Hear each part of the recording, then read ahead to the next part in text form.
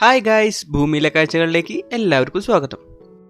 നമ്മളിന്ന് വെള്ളത്തിൻ്റെ pH എങ്ങനെ ചെക്ക് ചെയ്യാം, ഈ pH ചെക്ക് ചെയ്യുന്ന സൊല്യൂഷൻ എവിടെ നിന്ന് വാങ്ങാൻ കിട്ടും, വെള്ളത്തിൻ്റെ pH കൂടിയാലും കുറഞ്ഞാലും എന്തൊക്കെ ചെയ്യാം എന്നുള്ളതാണ് പരിശോധിക്കാൻ പോകുന്നത്. നമ്മുടെ കയ്യിലുള്ളത് യൂണിവേഴ്സൽ ഇൻഡിക്കേറ്റേഴ്സിൻ്റെ pH സൊല്യൂഷനാണ്. ഇതിന് 125 രൂപയാണ് MRP എഴുതിയിരിക്കുന്നതെങ്കിലും 120 രൂപയ്ക്ക് നമുക്ക് കിട്ടി. ഈ pH സൊല്യൂഷൻ നിങ്ങളുടെ അടുത്തുള്ള കെമിക്കൽ ഷോപ്പുകളിൽ നിന്ന് നിങ്ങൾക്ക് വാങ്ങാവുന്നതാണ്. എല്ലാവരുടെ മനസ്സിലും ഉണ്ടാകുന്ന ചോദ്യമാണ്, എന്താണ് ഈ pH? pHൻ്റെ full form potential of hydrogen എന്നാണ്. അതായത് ഒരു സൊല്യൂഷനിൽ എത്ര ശതമാനം ഹൈഡ്രജൻ അയോൺസ് അടങ്ങിയിരിക്കുന്നു എന്നുള്ളതിൻ്റെ കണക്ക്. ഈ ഹൈഡ്രജൻ അയോൺസ് ആണ് pHൽ വേരിയേഷൻ ഉണ്ടാക്കുന്നതും സൊല്യൂഷൻ അസിഡിക് ആണോ ആൽക്കലിക് ആണോ എന്ന് തീരുമാനിക്കുന്നതും. അടുത്തതായിട്ട് അസിഡിക്കിൻ്റെയും ആൽക്കലിക്കിൻ്റെയും റേഞ്ച് നമുക്ക് നോക്കാം. ആദ്യം തന്നെ അറിഞ്ഞിരിക്കുക 7 ന്യൂട്രലാണ്, അതായത് ശുദ്ധജലം. ഇതാണ് നമുക്ക് ആവശ്യമുള്ള pH ലെവൽ. 7ന് താഴെയുള്ളതെല്ലാം അസിഡിക്കും 7ന് മുകളിൽ ഉള്ളതെല്ലാം ആൽക്കലിക്കുമാണ്. നമ്മുടെ സൊല്യൂഷനിൽ 0 മുതൽ 10 വരെ ഇൻഡിക്കേറ്റേഴ്സ് കൊടുത്തിട്ടുണ്ട്. ഇതിലെ ഓരോ വ്യത്യസ്ത കളറും ആ സൊല്യൂഷൻ്റെ pH ആണ് നമുക്ക് മനസ്സിലാക്കി തരിക. pH ചെക്ക് ചെയ്തിട്ട് നിങ്ങൾക്ക് ഏത് കളറാണ് കിട്ടുന്നത് അത് ഇതുമായിട്ട് മാച്ച് ചെയ്ത് നോക്കുക. നമുക്കിനി നമ്മുടെ കുളത്തിലെ pH ചെക്ക് ചെയ്യാം. ഇതാണ് ഞങ്ങളുടെ പടുതാക്കുളം. ചെറിയൊരു പടുതാക്കുളമാണ്. മുമ്പ് ഇവിടെ കിടന്നിരുന്ന ഒരു ഷീറ്റ് എടുത്തിട്ട് ഒരു മീൻ വളർത്താനുള്ള ശ്രമം തുടങ്ങാൻ പോവുകയാണ്. ഈ പടുതാക്കുളത്തിൻ്റെ മേക്കിംഗ് വീഡിയോ ഒക്കെ നമ്മൾ ചെയ്യുന്നുണ്ട്.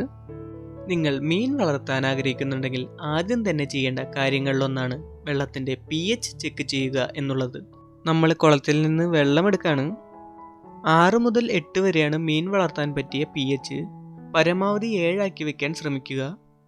അനാബസ് പോലെയുള്ള മത്സ്യങ്ങൾ 6ന് താഴെ വലിയ മാറ്റമില്ലെങ്കിലും സർവൈവ് ചെയ്യുമെന്നും കേട്ടിട്ടുണ്ട്.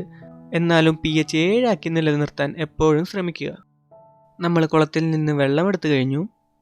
ഇനി നമുക്കിത് ചെക്ക് ചെയ്യാൻ കൊണ്ടുപോകാം. ഇപ്പോൾ നമ്മൾ വെള്ളമെടുത്തിരിക്കുന്നത് ബേബി പോണ്ടിൽ നിന്നാണ്. മീഡിയം പോണ്ടിൻ്റെ വർക്ക് അവിടെ നടന്നുകൊണ്ടിരിക്കുകയാണ്. ഇതിൻ്റെ വീഡിയോ നമ്മൾ ചെയ്യുന്നതായിരിക്കും. അപ്പോൾ എല്ലാവരും ഈ ചാനൽ സബ്സ്ക്രൈബ് ചെയ്യാൻ മറക്കരുത്. എങ്ങനെയാണ് പടുതാക്കുളം നിർമ്മിക്കുക എന്നുള്ളതിൻ്റെ വീഡിയോയും നമ്മൾ പിന്നാലെ ഇടുന്നതായിരിക്കും. അപ്പോൾ എല്ലാവരും ഈ ചാനൽ സബ്സ്ക്രൈബ് ചെയ്യാൻ മറക്കണ്ട. ഭൂമിയിലെ കാഴ്ചകൾ ആ ബെൽ ബട്ടൺ കൂടി ഞെക്കുക. pH ചെക്ക് ചെയ്യാൻ വേണ്ട മറ്റൊരു സാധനമാണ് ടെസ്റ്റ് ട്യൂബും ഫില്ലറും. ഇത് നമ്മൾ pH സൊല്യൂഷൻ വാങ്ങിയ കടയിൽ നിന്ന് തന്നെ വാങ്ങിയതാണ്. ഇത് രണ്ടിനും കൂടി 10 രൂപയായി. അങ്ങനെ നമുക്ക് ടോട്ടൽ 130 രൂപ ചിലവായി. 120 രൂപ pH സൊല്യൂഷനും 10 രൂപ ടെസ്റ്റ് ട്യൂബിനും ഫില്ലറിനും. ടെസ്റ്റ് ട്യൂബിൻ്റെ 1/3 ഭാഗം നമ്മൾ കപ്പിലെടുത്തു കൊണ്ടുവന്ന വെള്ളം ഒഴിക്കണം.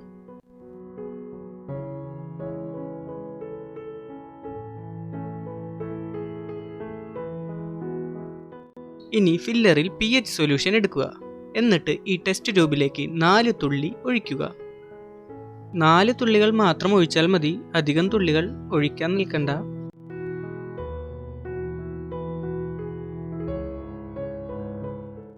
എന്നിട്ട് ടെസ്റ്റ് ട്യൂബ് നല്ലപോലെ ഷേക്ക് ചെയ്യുക.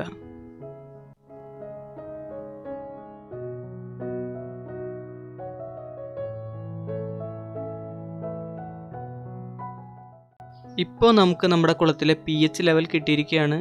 ഇത് നമ്മൾ കളർ കോഡുമായിട്ട് മാച്ച് ചെയ്ത് നോക്കുക.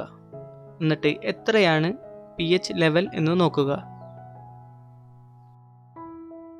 നമുക്ക് കിട്ടിയിരിക്കുന്നത് 6ആണ്, അതായത് ന്യൂട്രലിനേക്കാളും ഒരു പടി താഴെ.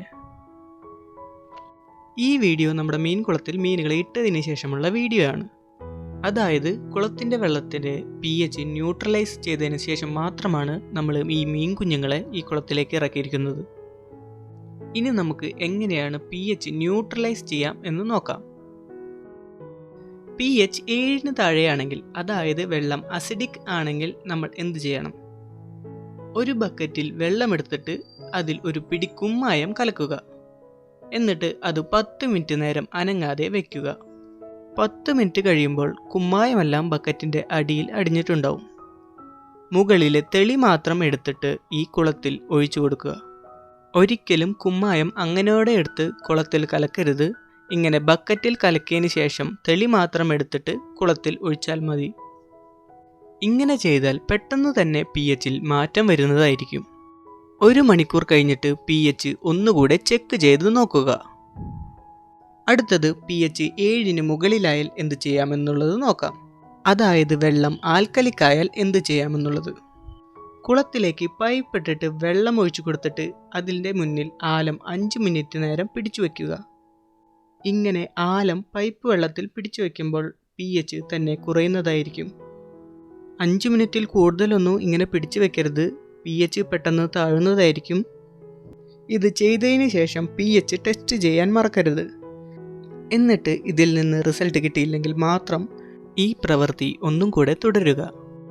ആലം നമുക്ക് അടുത്തുള്ള ആയുർവേദ ഷോപ്പുകളിൽ നിന്ന് ലഭിക്കുന്നതാണ്. വാഴയുടെ പിണ്ടി നെടുകെ പൊളിച്ച് കുളത്തിലിട്ടാലും വെള്ളത്തിലെ pH കുറയുന്നതായിരിക്കും. 2 ദിവസം കഴിഞ്ഞ് പിണ്ടിയെടുത്ത് കളയാൻ മറക്കരുത്. ഒരു മത്സ്യകർഷകൻ്റെ കയ്യിൽ നിർബന്ധമായും ഉണ്ടായിരിക്കേണ്ട സാധനങ്ങളാണ് pH സൊല്യൂഷനും ആലവും കുമ്മായവും. ഈ വീഡിയോ എല്ലാവർക്കും ഇഷ്ടപ്പെട്ടതായി കരുതുന്നു. നിങ്ങളുടെ സംശയങ്ങൾ കമൻ്റായി എഴുതുക. മത്സ്യകൃഷിയുമായി ബന്ധപ്പെട്ടിട്ടുള്ള വീഡിയോകൾക്കായി ഈ ചാനൽ സബ്സ്ക്രൈബ് ചെയ്യുക.